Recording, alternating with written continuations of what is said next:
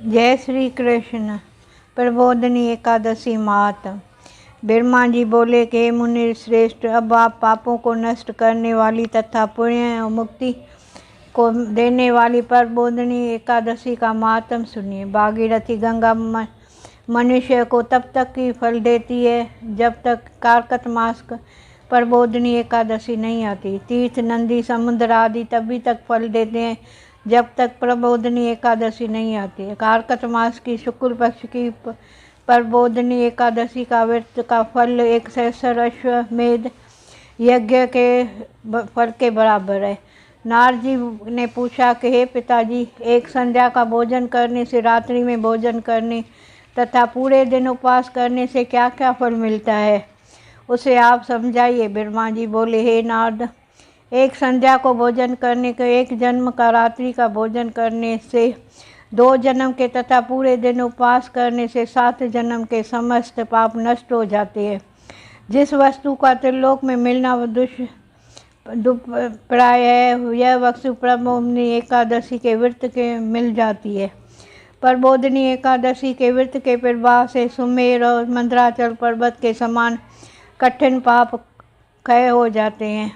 अनेकों पूर्व जन्म में किए हुए बुरे कर्मों का यह प्रबोधनी एकादशी का व्रत क्षण भर में नष्ट कर देती है। जो मनुष्य अपने स्वभाव अनुसार इस प्रबोधनी एकादशी का विधि विधान पूर्वक व्रत करते हैं, उन्हें पूर्ण फल मिलता है। हे मुनीश्वर, जो मनुष्य श्रद्धा पूर्वक थोड़ा भी पुण्य करते हैं, वह उनका पुण्य पर्वत के समान अटल फल हो जाता है। जो मनुष्य अपने हृदय के अंदर ही ऐसा ध्यान करते हैं कि मैं प्रबोधनी एकादशी का व्रत करूँगा, उनके 100 जन्म के समस्त पाप नष्ट हो जाते हैं। जो मनुष्य प्रबोधनी एकादशी के दिन जागरण करते हैं, उनकी बीती हुई तथा आने वाली 10,000 पीढ़ियाँ विष्णु लोक में जाकर वास करती है और नरक में अनेक दुखों को भोगते हुए पितर विष्णु लोक में जाकर सुख भोगते हैं। ब्रह्मत्या आदि महान पाप भी प्रबोधनी एकादशी के दिन रात्रि जागरण करने से नष्ट हो जाते हैं। प्रबोधनी एकादशी को रात्रि का जागरण करने का फल अश्वमेध आदि यज्ञों के फल से अधिक होता है। समस्त तीर्थों में जाने तथा गऊ सेवन, भूमि आदि के दान करने का फल कार्तिक मास की शुक्ल पक्ष की प्रबोधनी एकादशी के रात्रि के जागरण के बराबर है। प्रबोधनी एकादशी के दिन भगवान की पूजा करने से बाल, यौवन और वृद्ध अवस्था में समस्त पाप नष्ट हो जाते हैं। इस एकादशी को रात्रि का जागरण करने का फल चंद्र, सूर्य ग्रह के स्नान करने से फल से सहस्र गुना अधिक होता है। मनुष्य जन्म से लेकर जो पुण्य कमाता है, वह पुण्य प्रबोधनी एकादशी के व्रत के पुण्य के सामने व्यर्थ है। जो मनुष्य प्रबोधनी एकादशी का व्रत नहीं करते, उनके समस्त पुण्य व्यर्थ जाते हैं। इसलिए हे नारद, तुमको विधि पूर्वक विष्णु भगवान की पूजा करनी चाहिए। जो मनुष्य कार्तिक मास में धर्मपरायण होकर अन्य व्यक्तियों का अन्न नहीं खाते, उन्हें चंद्रायण व्रत का फल मिलता है। कार्तिक मास में भगवान दान आदि के उनसे प्रसन्न होते हैं, जिनने के शास्त्रों की कथा सुनने से प्रसन्न होते हैं। कार्तिक मास में जो मनुष्य भगवान की कथा का थोड़ा बहुत पढ़ते हैं या सुनते हैं, उन्हें 100 गऊओं के दान का फल मिलता है। मनुष्य अपने पर कल्याण के लिए विष्णु भगवान की कथा सुनते हैं। वे अपने कुटुंब के उद्धार के लिए हर 1 सहस्र गऊ दान फल पाते हैं। जो मनुष्य प्रबोधनी एकादशी के दिन विष्णु की कथा सुनते हैं, उन्हें 7 दीपों के दान का फल मिलता है। जो विष्णु की भक्ति पूर्वक कथा सुनते हैं और कथा वाचने वाले ग्रहण की यथाचित पूजा करते हैं, उसे संतुष्ट करते हैं, वे उत्तम लोक में जाते हैं। इस पर नारद जी बोले, हे ब्रह्मा जी, अब आप एकादशी के व्रत के विधान कहिए और कैसा व्रत करने से कौन सा पुण्य मिलता है, वह भी समझाइए। ब्रह्मा जी बोले कि हे नाथ, इस एकादशी के दिन मनुष्य को ब्रह्म मुहूर्त में उठना चाहिए।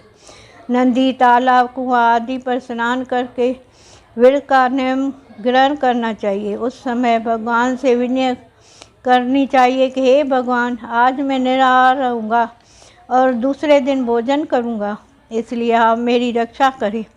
इस प्रकार विनय करके भगवान का पूजा करनी चाहिए। और व्रत आरंभ करना चाहिए। उस रात्रि को भगवान के समीप गीत, नृत्य, बाजे तथा कथा आदि से व्यतीत करनी चाहिए। वह परमोदनी एकादशी के दिन कुरमाता को त्याग कर बहुत से पुष्प, फल, अगर की धूप आदि से भगवान की आराधना करनी चाहिए। शंख के जल भगवान को अर्घ्य देना चाहिए। इसका समस्त तीर्थ दान आदि से करोड़ों गुना फल अधिक मिलता है। जो मनुष्य अगस्त पुष्प से भगवान की पूजा करते हैं, उनके सामने इंद्र भी हाथ जोड़ता है। कार्तिक मास में बिलपत्र से भगवान की पूजा करते हैं, उन्हें अंत में मुक्ति मिलती है।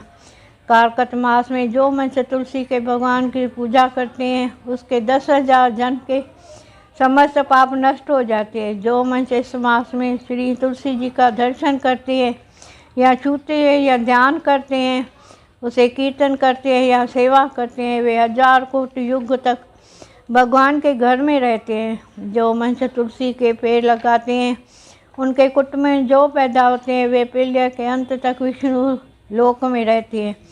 जो भगवान के कदम पुष्प की पूजा करते हैं, वह यमराज के दुखों को नहीं देख पाते। समस्त मनोवांछा को पूरा करने वाली भगवान कदम के पुष्प देखकर अत्यंत प्रसन्न होते हैं। यदि उनकी कदम के पुष्प की हो जाए तो फिर बात ही क्या है। जो गुलाब के पुष्प के भगवान पे पूजा करते हैं, उन्हें मुक्ति मिलती है। जो मनुष्य अशोक के फलों से भगवान की पूजा करते हैं, वे अनंत काल तक शोक से रहित होते हैं। जो मनुष्य विष्णु भगवान को सफ़ेद और लाल कैनेल के फूलों की पूजा करते हैं, उन पर भगवान अत्यंत प्रसन्न होते हैं। जो मनुष्य विष्णु भगवान की दुर्वा जल से पूजा करते हैं, वे पूजा के फल से 100 गुना फल अधिक मिल जाता है। जो भगवान को शमी पत्र से पूजा करते हैं, वे भयानक यमराज के मार्ग को सरलता से पार कर जाते हैं। जो मनुष्य चंपक पुष्प को भगवान विष्णु को पूजा करते हैं, वे आवागमन के चक्र से छूट जाते हैं। जो मनुष्य स्वर्ण का बना हुआ केतकी पुष्प भगवान पर चढ़ाते हैं, उन्हें करोड़ों जन्म के पाप नष्ट हो जाते हैं।